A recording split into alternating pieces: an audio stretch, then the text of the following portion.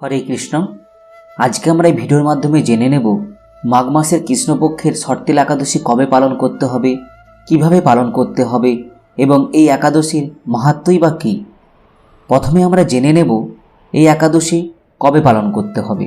আমাদের সর্তিল একাদশী পালন করতে হবে বাংলায় 22শে মাঘ এবং ইংরেজিতে 6 ফেব্রুয়ারি মঙ্গলবার দিন।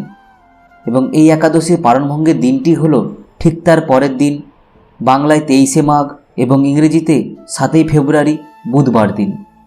ভারতবর্ষে এই একাদশী পালনভঙ্গের সময় হলো সকাল 6টা 14 থেকে সকাল 9টা 58-র মধ্যে এবং বাংলাদেশে এই একাদশীর পালনভঙ্গের সময় হলো সকাল 6টা 32 থেকে সকাল 10টা 20-র মধ্যে।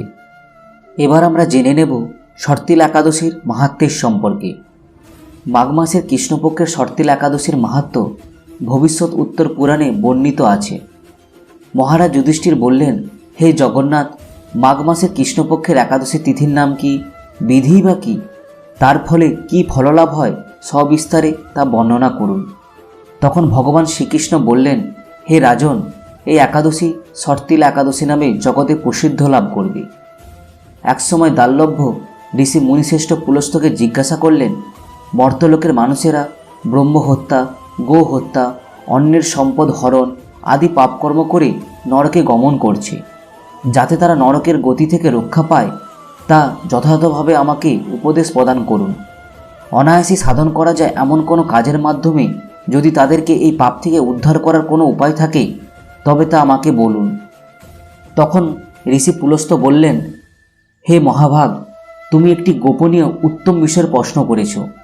মাঘ মাসে শুচি, জিতেন্দ্রিয়, কাম, ক্রোধ আদি শূন্য হয়ে স্নানের পর সর্বদেবেশ্বর শ্রীকৃষ্ণের পুজো করবে। পুজোতে বিঘ্ন ঘটলে কৃষ্ণ নাম স্মরণ করবে। রাত্রিতে অর্চন করার পর হোম করবে। তারপর চন্দন, অগরু, কর্পূর এবং শর্করা প্রভৃতি নৈবেদ্য প্রস্তুত করে ভগবানকে নিবেদন করবে। কুষ্মাণ্ডু, নারকেল অথবা 100 গুবাক দিয়ে অঘ্র প্রদান করবে এবং তার সঙ্গে বলবে, কৃষ্ণ কৃষ্ণ কৃপালস্তম গতিনাম গতির্ভব ইত্যাদি মন্ত্রে শ্রীকৃষ্ণের পুজো করতে হয়।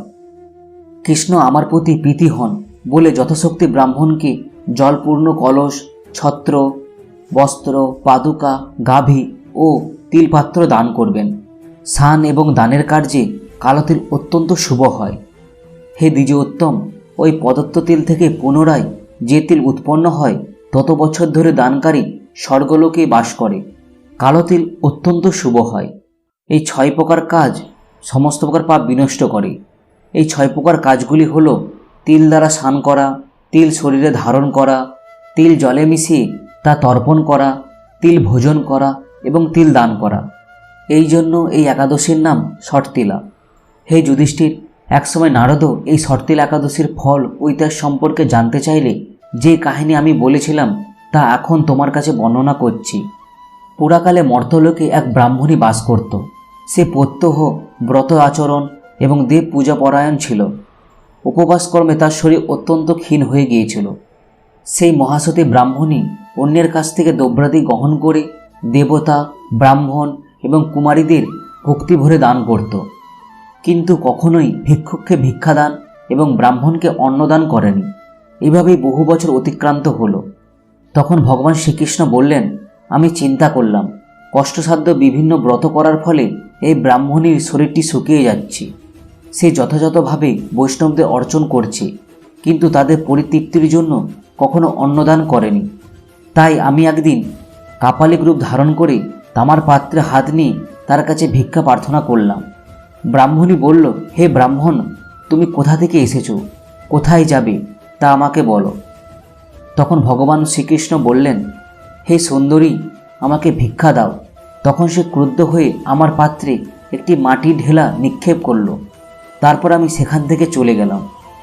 বহুকাল পরে সেই ব্রাহ্মণী ব্রতের প্রভাবে সশরীরে স্বর্গলোক গমন করল। সেই ব্রাহ্মণী শ্রীকৃষ্ণকে মাটির ঢেলা দান করেছিলেন বলে স্বর্গে গিয়ে একটি মনোরম গৃহপ্রাপ্ত হলো। কিন্তু হে নারদ, সেখানে কোনো ধান এবং চাল কিছুই ছিল না। গৃহশূন্য দেখে মহাক্রোধে সে ব্রাহ্মণী কৃষ্ণের কাছে এসে বলল, আমি ব্রত, কৃচ্ছ সাধন এবং উপবাসের মাধ্যমে নারায়ণের সাধনা করেছি। এখন হে জনার্দন, আমার গৃহে কিছুই দেখতে পাচ্ছি না কেন? হে নারদ, তখন আমি তাকে বললাম, তুমি নিজ গৃহে দরজা বন্ধ করে থাকো।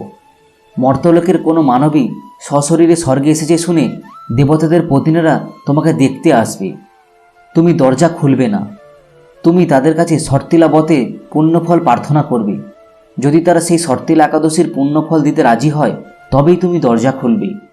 এরপর দেবতাদের প্রতিনিধিরা সেখানে উপস্থিত হলো এবং তার দর্শন প্রার্থনা করল।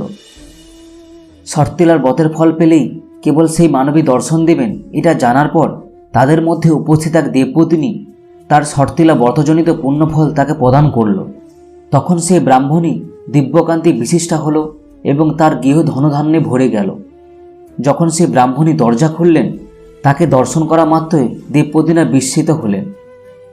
হে নারদ, অতিরিক্ত বিষয় বাসনা করা কখনোই উচিত নয়। নিজ সাধ্যমতো তিল, বস্ত্র, অন্নদান করবে। শর্তিলা ব্রতের প্রভাবে দারিদ্রতা, শারীরিক কষ্ট এবং দুর্ভাগ্য প্রভৃতি বিনষ্ট হয়। এই বিধি অনুসারে তিলদান করলে মানুষ অনায়াসই সমস্ত পাপ থেকে মুক্ত হয়। এই ছিল মাঘ মাসের কৃষ্ণপক্ষের শর্তিলা একাদশীর মাহাত্ম্য। এবার আমরা জেনে নেব শর্তিলা একাদশীতে কী কী কাজ করা উচিত এবং কোন কোন কাজ করা উচিত নয়।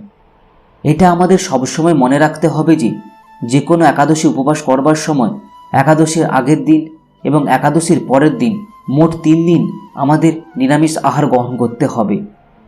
ভোরে ঘুম থেকে উঠে শুচিসদ্ধ হয়ে শ্রীহরির মঙ্গল আরতিতে অংশগ্রহণ করতে হবে। শ্রীহরির পাদপদ্মে প্রার্থনা করতে হবে যে, হে কৃষ্ণ, আজ যেন এই মঙ্গলময় পবিত্র একাদশী সুন্দরভাবে পালন করতে পারি, আপনি আমাকে কৃপা করুন। একাদশীতে গায়ে তেল মাখা, সাবান মাখা, পরনিন্দা, পরচর্চা, মিথ্যা ভাষণ, ক্রোধ, দিবানিদ্রা, সাংসারিক আলাপ আলাদিগুলিকে বর্জন করতে হবে। এই দিন গঙ্গা আদি তীর্থে স্নান করতে হয়। মন্দির মার্জন, শ্রীহরির পূজা অর্চনা, স্তব্ধস্তুতি, গীতা, ভাগবত পাঠ, আলোচনায় বেশি করে সময় অতিবাহিত করতে হয়। এই তিথিতে গোবিন্দের লীলা স্মরণ এবং তার দিব্য নাম শ্রবণ করাই হচ্ছে সর্বোত্তম।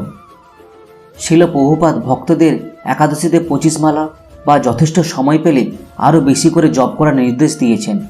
একাদশীর দিন ক্ষৌর কর্মাদি নিষিদ্ধ, অর্থাৎ চুল কাটা, গোঁফ কাটা, নখ কাটা এইসবগুলি করা চলবে না। একাদশীতে শস্যের মধ্যে সমস্ত পাপ অবস্থান করে, তাই চাল, ডাল, আটা, ময়দা, সুজি, সরিষা আদি জাতীয় খাদ্যদ্রব্য একাদশীর দিনে বর্জন করা উচিত। অনেকেই একাদশী নির্জলভাবে পালন করেন।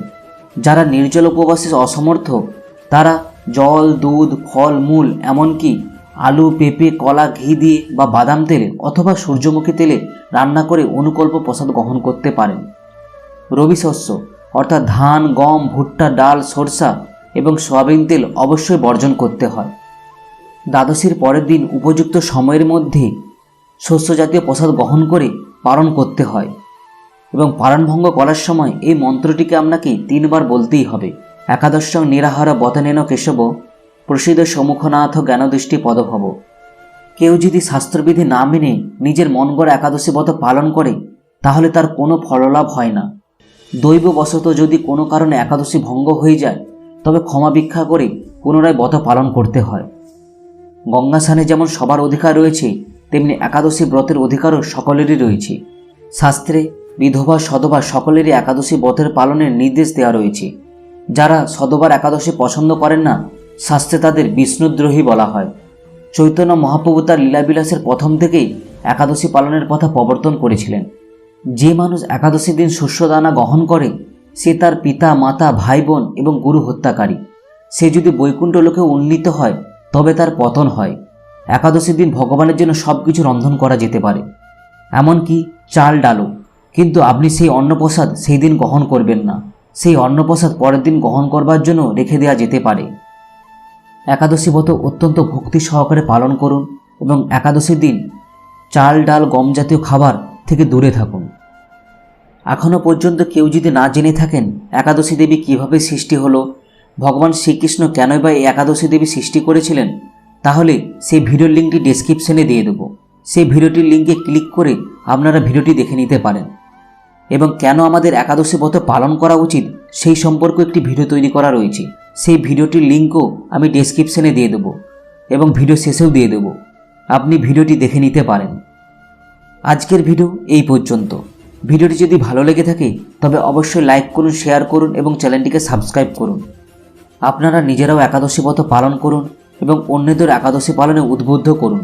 যারা যারা একাদশী ব্রত পালন করতে চায় তাদেরকে এই ভিডিওটি অবশ্যই শেয়ার করুন। প্রত্যেক দিন হরে কৃষ্ণ মহামন্ত্র জপ করুন। ভালো থাকুন, সুস্থ থাকুন। হরে কৃষ্ণ।